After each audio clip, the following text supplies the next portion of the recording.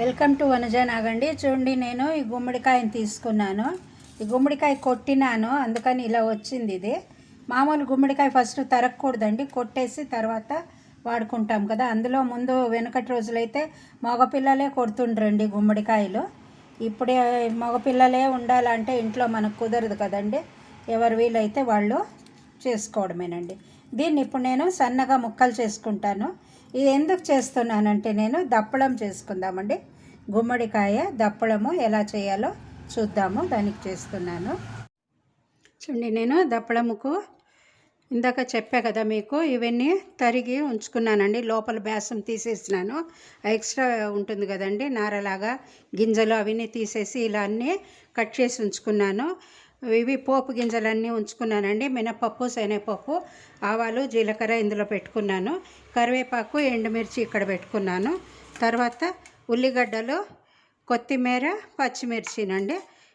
వీటితో పాటు చింతపండు రసం తీసుకోవడానికని నేను చింతపండు ఇలా నానబెట్టుకున్నానండి. ఇప్పుడు మనము ప్రాసెస్కు పోదామండి. ఇప్పుడు నూనె వేస్తాను నేను బాణట్లోకి. స్టవ్ ముట్టించి బాణలు ఉంచినానండి. నూనె వేస్తున్నాను పోపుకు గాను. నూనె వేడవుతూ ఉంది. ఇప్పుడు పోపు గింజలన్నీ వేసేస్తున్నా అండి. పసుపు వేస్తున్నాను, ఎండుమిర్చి, కరివేపాకు వేసానండి. ఇప్పుడు ఇవన్నీ కలరు మారుతూ ఉంది. ఇప్పుడు ఇవి వేసేసుకుందామండి. పచ్చిమిర్చి, ఉల్లిగడ్డలు, తర్వాత కొత్తిమీర కొద్దిగా. ఉల్లిగడ్డలు వద్దంటే వేసుకోకపోయినా కూడా పర్వాలేదు, కాబట్టి వేసుకుంటే బాగుంటుంది. ఇదో ఫ్లేవర్ కదండి. ఉల్లిగడ్డలు లేకుండా కూడా చేసుకోవచ్చు. దేవుడి నైవేద్యాలు అలాంటివి చేసినప్పుడు మనము ఉల్లిగడ్డలు వేసుకోము కదండి యూజువల్గా. ఇప్పుడు మామూలు ఇంట్లో తినడానికి కాబట్టి వేస్తున్నాను నేను, ఫ్లేవర్ కొంచెం డిఫరెంట్గా ఉంటుందని. ఇది చూడండి, ఇలా గ్లాసీ లాగా అయిపోతుంది కదా ఉల్లిగడ్డలు.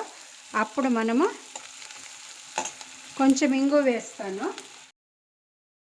ఇదంతా వేగింది కదండి, ఈ ముక్కలు వేసేసుకుందాము.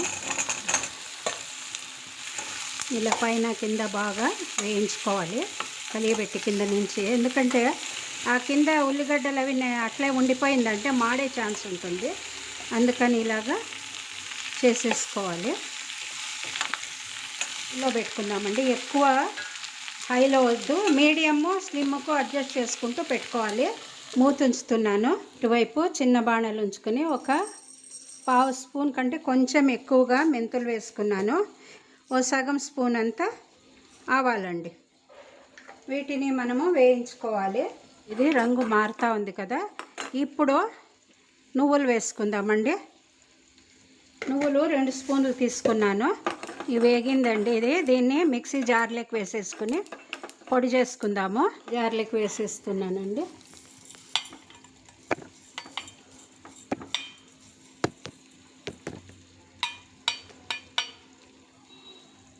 దీన్ని పొడి చేసుకుందాము. ఇప్పుడు 2 నిమిషాలు అయిపోయిందండి.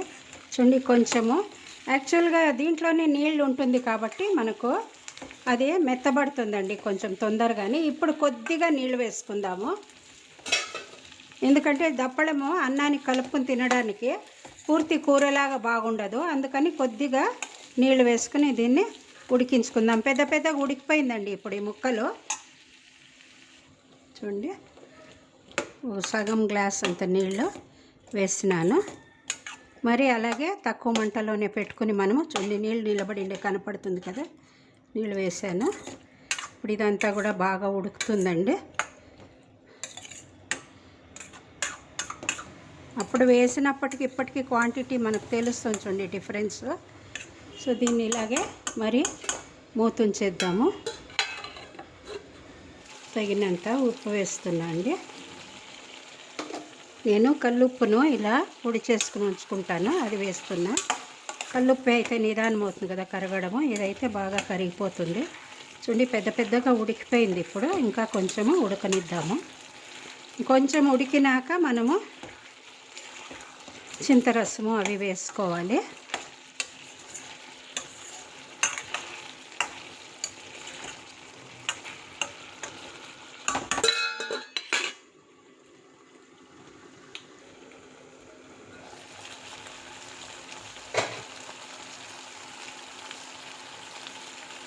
చూడండి ఇప్పుడు చింతపండు రసము ఇందులోకి వేసేస్తున్నాను.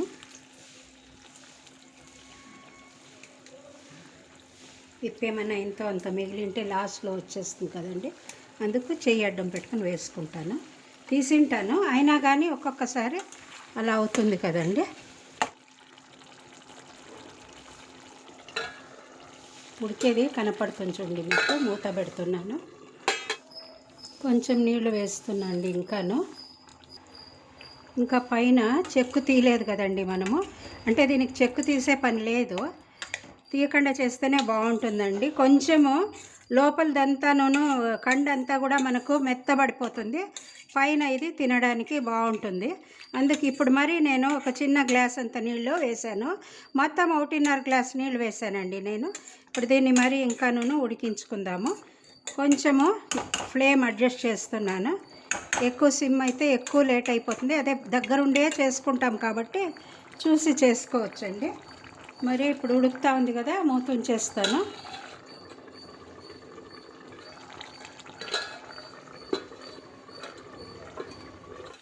చూడండి బెల్లం వేస్తున్నాను ఇందులోకి. తరిగి ఉంచుకున్న బెల్లం ఉండింది, దాన్ని వేసాను. ముక్కలంతా కూడా బాగా ఉడికిపోయిందండి, ఆ చెక్కు కూడా ఉడికిపోయిందండి మ్యాక్సిమము. చూడండి ఇలా అంటేనే మనము తెలుస్తుంది అది, లేదంటే చేత్తో కూడా నొక్కచ్చు. మీరు చూస్తున్నారా, ఇలా చూడండి 2 పీసుల్లాగా అయిపోతూ ఉంది, చూస్తున్నారా.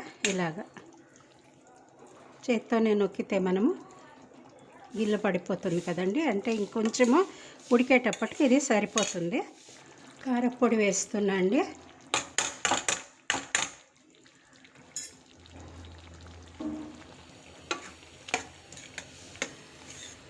మనం ఆల్రెడీ పచ్చిమిరపకాయలు వేసుకున్నాం కాబట్టి కారము చూసుకుని వేసుకోవచ్చండి.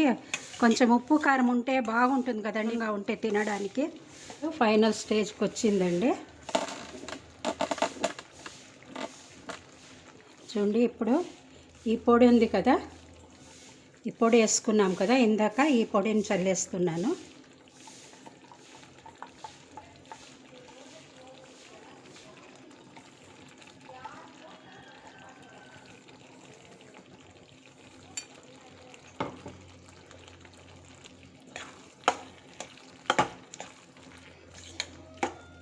మనము నువ్వుల పొడి వేసుకున్నాం కాబట్టి ఇంకా కొంచెం గట్టి పడుతుంది ఇది.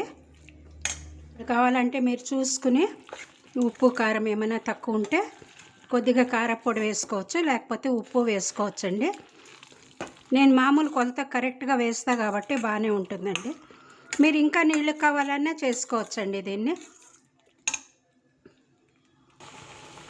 చూడండి ఇది బియ్యపిండి 1 స్పూన్ అంత వేసుకున్నాను నేను.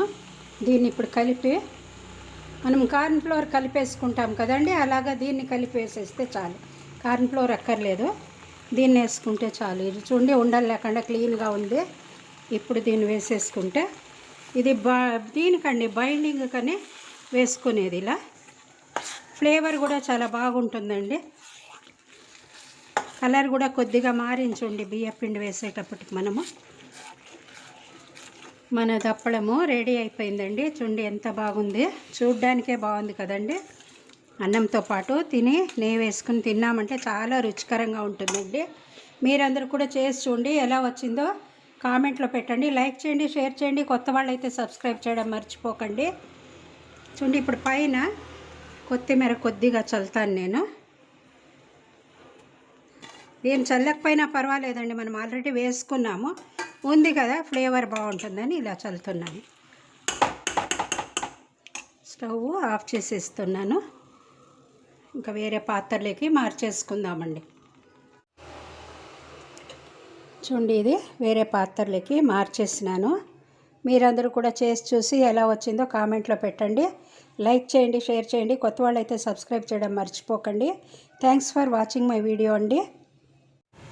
చూడండి ఇప్పుడు నేను ప్లేట్లోకి దప్పడం వేసుకున్నాను. అన్నం కూడా నెయ్యి వేసేసానండి, అన్నానికి కనపడుతుంది ఇలాగా. ఇప్పుడు కలుపుకొని తినేద్దామండి, బాగుంటుంది, చాలా టేస్టీగా ఉంటుందండి. చూడండి కలిపేసాను. అన్నము కలిపేసాను నెయ్యి వేసి. ఓ ముద్ద తిని చూపిస్తాను మీకు. భలే ఫ్లేవర్ ఉందండి. ఉప్పు, పులుపు, తీపి అన్నీ కలిసింది కదండి. చాలా బాగుందండి. మీరందరూ ఖండితంగా చేసి చూడండి, మర్చిపోకుండా చేయండి.